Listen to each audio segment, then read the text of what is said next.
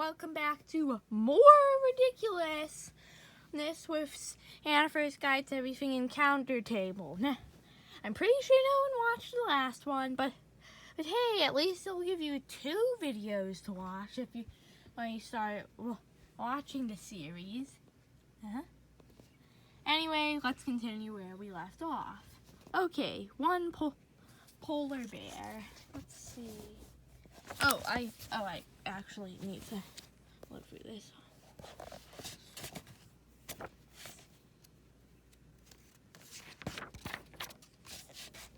Okay, actually not too bad. I mean it's actually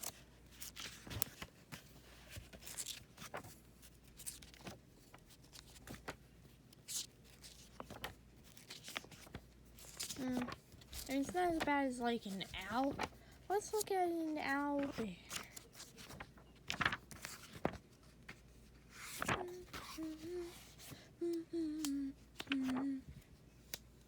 You don't see, it's polar bear is weaker than the owl bear. Next we have 26 scouts. Let's see, they have like a challenge rating of 1/2, so could be damaging to like a level 1 or 2. That's assuming that they're even hostile in the first place. 1 saber-toothed tiger.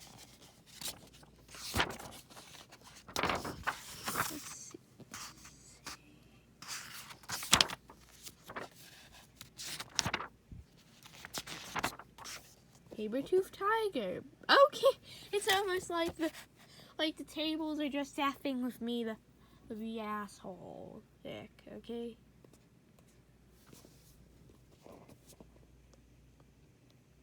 Anyway, we have a frozen pond with a jagged hole in the ice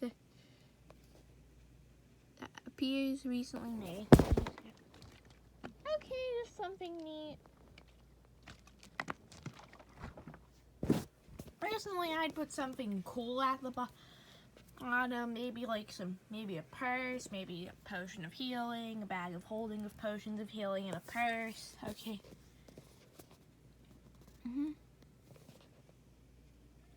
One bazooka! Party time! Bazooka! Okay, not actually very strong, but it's bazooka! One Aggie.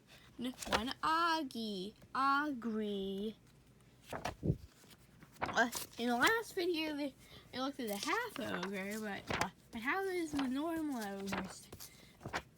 Well, the half ogre is just simply 1 challenge rating.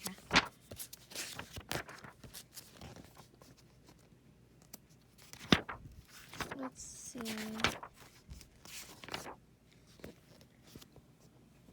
Wow, things are really lower challenge ratings than I thought. I mean, 2. Wow, you might think I'm insane for thinking that these tables are bad and unbalanced, but trust me, you haven't actually seen what I've seen, okay?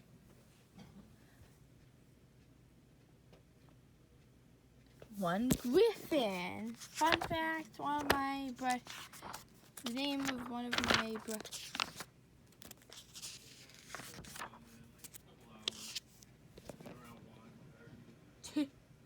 Griffin. Okay, maybe you can. The only way this would be game breaking would be if they decide to ride on the back of the griffin and try and tame it. Other than that, not too game breaking. Okay, 1 shaka waka druid.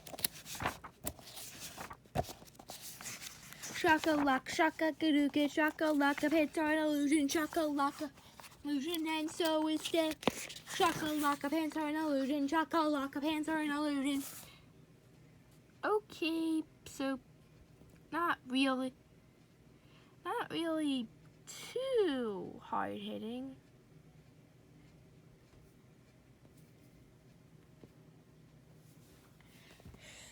And Druid probably won't attack. Let's see, what's next?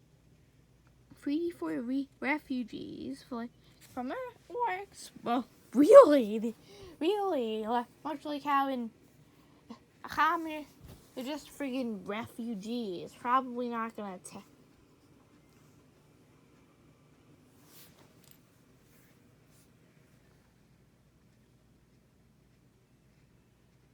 One D3 veterans. Hoo-ha, ding, ding, ding, ding, oh, ring, ring. Hoo-ha, ding, ding, ding. Okay, now we're really cooking with, we're starting to cook with gas. For D3, 1D3 veterans can really start to mess you up. I mean, they aren't doing too much damage, but guess what? They have crazy high armor class and an average hit points of 58, which will surpass even the maximum hit points of even stuff like a barbarian or something. Now are you seeing I'm not insane? Okay, rags. 1d4 of them.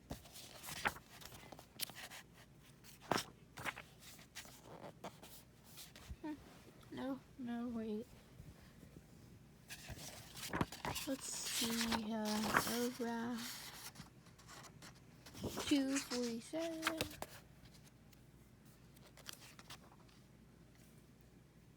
Oh, look at that! Buff orcs that can do tons of damage and have an armor class of 18.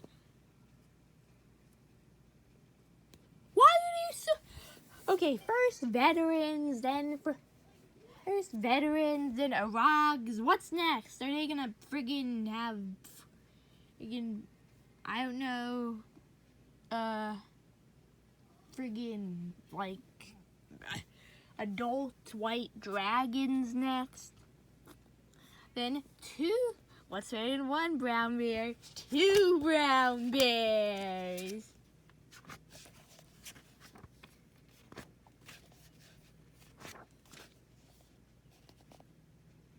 And let's, okay, actually not, still not. Okay, 1 orc I have Gramash with 2d8 or. Of course, the 2d8 orcs alone would be pretty formidable, but let's go back to, let's just go back. Orc Eye of Grimish. No spiritual weapon, blast command, frickin' command.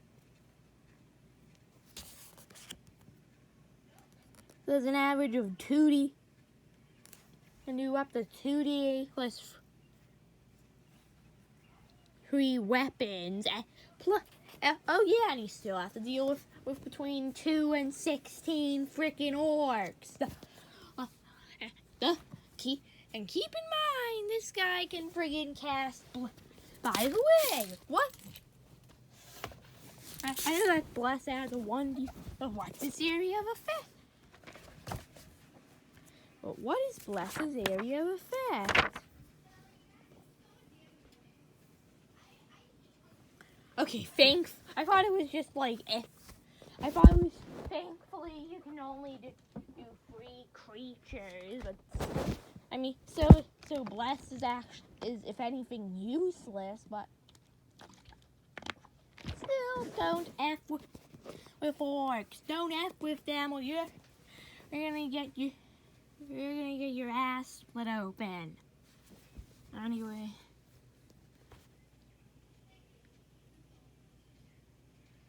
Okay, next we have 1d3 winter wolves.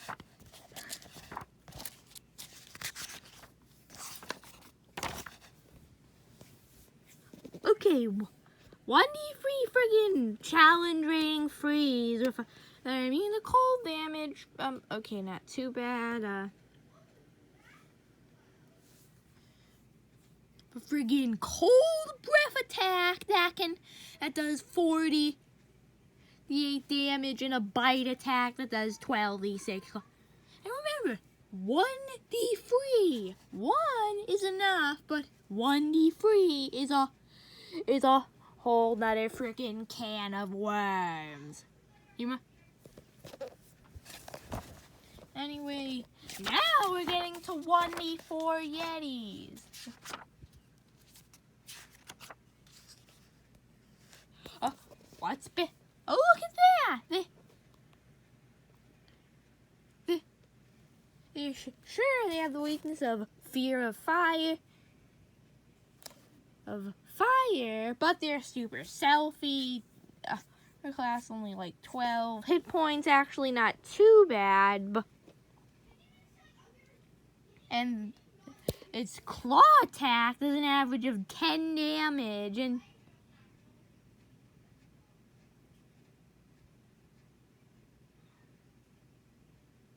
guess what? It has a chilling gaze, which temporarily paralyzes the character. Let me say it again. It can temporarily paralyze you with a gaze. It's only for like a minute. 1d4 of these. 1d frickin' 4 of these. You really want to fight 4 giant friggin'. Now, let's see. Next we have 1/2. Wait, isn't it? Why are there multiple slots for a half ogre? Why couldn't they just add an extra? It just seems like it seems unnecessary for me. We don't even have to do it. It's just a.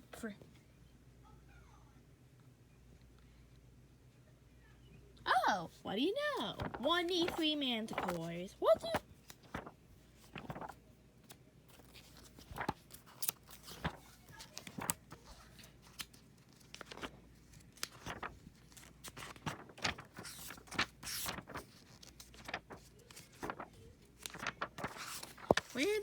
Wait, I can't find the free. Okay, the 1d4 manticores. Challenge rating 3. Let's see. Bite and claw attacks really don't do. And it actually doesn't have very powerful attacks. It does have tons of HP, an average of 68. Personally, if I designed this monster, I'd actually do 8d10 plus 25, so the average is 69. Seriously, I hope that whoever decided to short one out on the 69 got fired or something. But anyways, it's still gonna be despite the fact that the attacks really aren't too bad. It's just simply how tough this guy is and his insane speed that makes him hard to hit. Next we have one bandit captain with 2d6 bandits. First, let's look at the bandit stats. The bandit stats really aren't nothing. They're like 12, an average of 11 hit points. There's 1d6 or 1d8. And they're actually weaker. Of course, it would definitely be overwhelming to fight 2d6 of them, but the bandit captain's kind of let's see, he has an average of 65 hit points, an armor class of 15, which really isn't.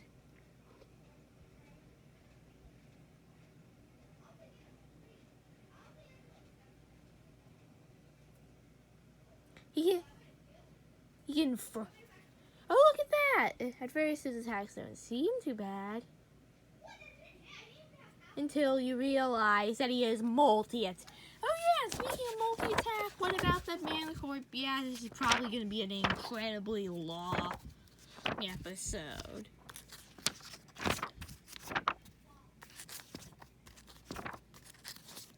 Oh yeah, multi-attack. I do one bite and 1 bite and 2 claws, or 3 tail spikes, which, mind you, do as much damage as its bite. I mean, sure it only has 24 of them, but I mean, 24 that's enough for 8 rounds of firing. If either it or the party isn't dead in that amount of time, it probably. Wait. Okay. Go. Hey, go. Anyway, what's next? Oh! A Revenant.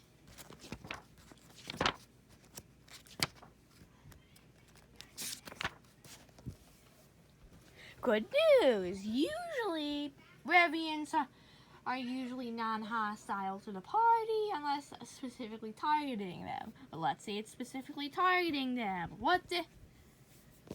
Well, for starters, an armor class of 13, that's tons of hit points out the ass.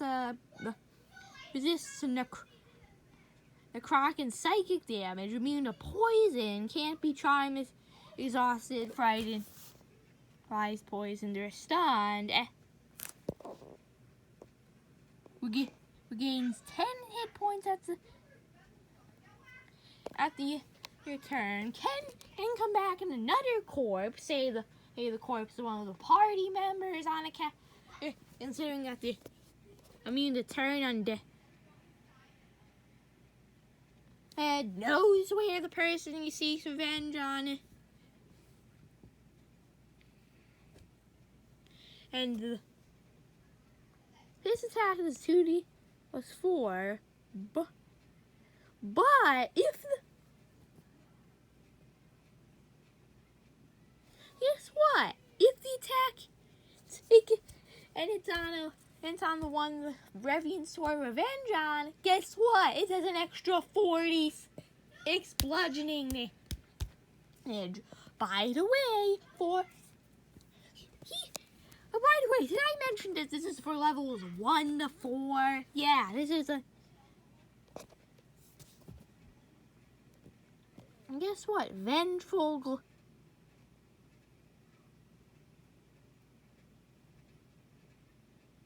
Okay, first paralyzes them, allowing them to get a free power punch of death. And did I mention it has multi-attack? Freaking multi-attack!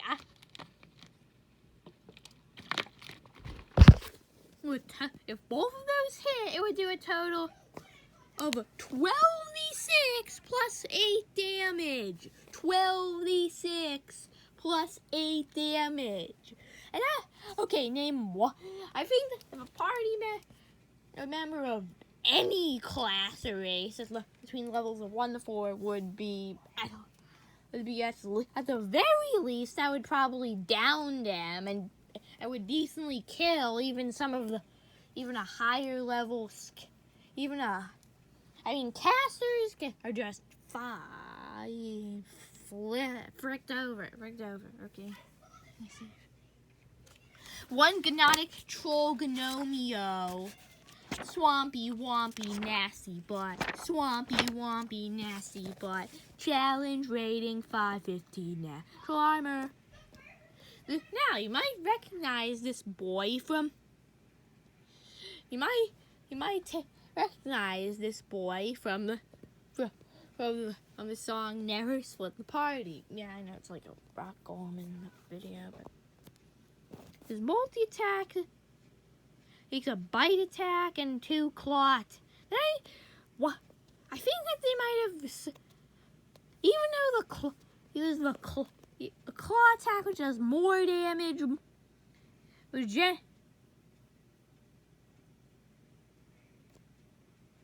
regenerate. It also has regenerate properties, blah, blah, blah, blah, blah. Yeah, you probably know.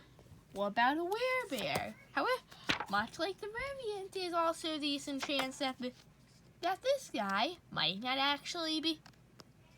That this guy might not actually be might not fight you either, considering that I think they're like one of the most, they're actually the friendliest of lycanthropes.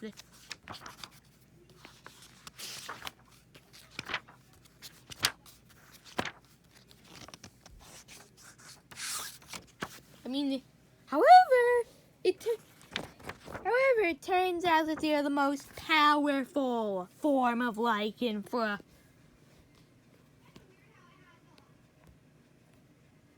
They have an average of 135 damage, immune to bludgeoning, slashing, and slashing damage from non-magical attacks not made with silvered weapons, which basically invalidates all if you're not casters and you don't have a silver weapon, you're effed. You have to up the rectum. And that's just damage immunities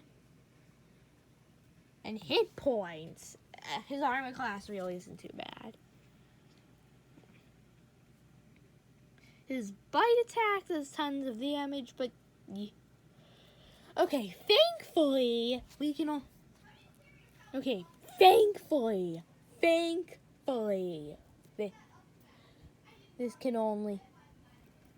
this only really applies to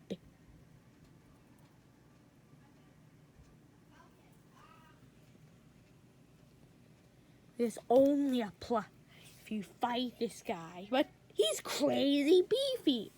If a hostile one attempts to attack you, the entire party is just effed up the asshole.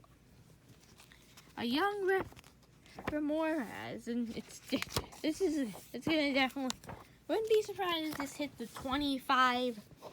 Even a young Ramirez, he can hit damages on a friggin' touch, and if his, which is, by the way, is +6 to hit, by the way, guess what? You take 3d10 plus 4 plus 2d6 fire, and holy shit, how is anyone supposed to not get one-shotted and slash or insta-killed between the levels of 1 to 4? And thank Christ, it's only, and they're immune to cold and fire damage. You know, the spell attack, the common spell attacks. If you, basically, casters are useless unless they have something that isn't. I think that maybe clerics might do some. If you're not a cleric or don't have spells that don't have damage spells that don't do cold or fire damage, then F you, go to suck a dick.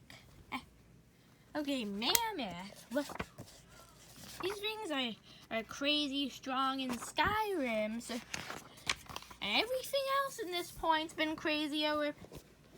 So, yup, not disappointed at all. If the gore attack does 48 plus 7 damage, and a stomp attack that does 10 plus 7. Seriously, who designed these tables? Who in God's name designed these tables? If you think this sounds like Angry Video Game Nerd, then guess what? This is basically Angry D D&D. Instead of AVGN, it's AD&DN. I still play games, of course. You see my face. But yeah, not real. Just okay. Okay, we've reached the last two. A young white dragon. Obviously, do I even have to even flip over to tell you that's crazy overpowered? No, okay, we have to actually. Well, it's actually less powerful than I think. Only 6. Has tons of HP, immune to cold, great, only bad stats, intelligence, and great strength and constitution. And guess what? He has a multi-attack. It's bite attack and it's claw attacks. The claw attacks have are 2d6 plus 4, and was 2d10 plus 4, and the cold was 10d8 damage. A minimum of, it's even worse than 8d10 damage.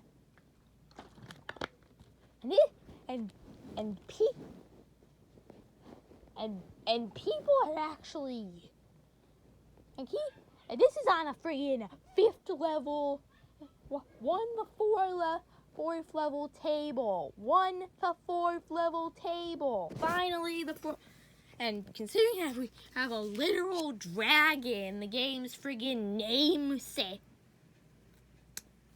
Friggin' namesake of the game. And probably some of the most powerful monsters in the game, besides stuff like Krakens, Titans, Demon Lord, along there with Krakens, Titans, Demon Lords, Liches, and the friggin' which is literally the strongest monster in the Monster Manual. So, how bad can a single Frost Giant actually be, considering that these dragons are literally the friggin' Azrael Dreamer of murdering things to death? But what do you know? A Frost Giant is a higher challenge rating than a freaking Ice Dragon. A young one, yes, but still. What? Who the Armor class 15, average of a 12d12 plus 60, a maximum of 208 hit points, shit tons of strength, crazy fast, immune to cold damage, and 2 great axe attacks, which have a +9 to hit. +9 to hit. Holy shit! That's +9 to hit. And it does 3d12 plus 6 damage. This guy clearly would be a challenge enough for a 2nd tier player, but this is against 1st tier player, and by the way, you can't run away from this thing, considering it's too freaking fast and has a rock attack that does 4d10 plus 6 damage and also has +9 to hit. Sure, the range is only 60 feet accurately, 240 inaccurately, but that's certainly, but that's assuming that, remember, if it hits, it has there's a decent chance it'll knock out or kill. And keep in mind, it's a frozen-ass tundra. So, of course, getting past, if the entire party passed out, that's a friggin' death sentence. Seriously. And I only completed the first table. The first frickin' table. This is what the first table has to offer. What about this is the one for Arctic encounters. Like, it's eventually gonna get to the point of more and more ludicrous, to the point where there's a friggin' shit like the Tarask, friggin' rolling for ancient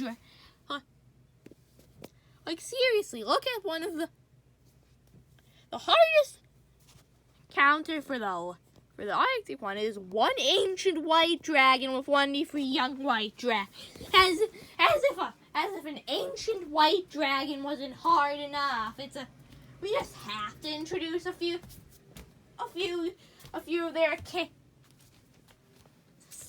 lazy slacker ass kids that didn't get, are probably below, that need to get their own free shit. Cause okay, I really started rambling about craziness.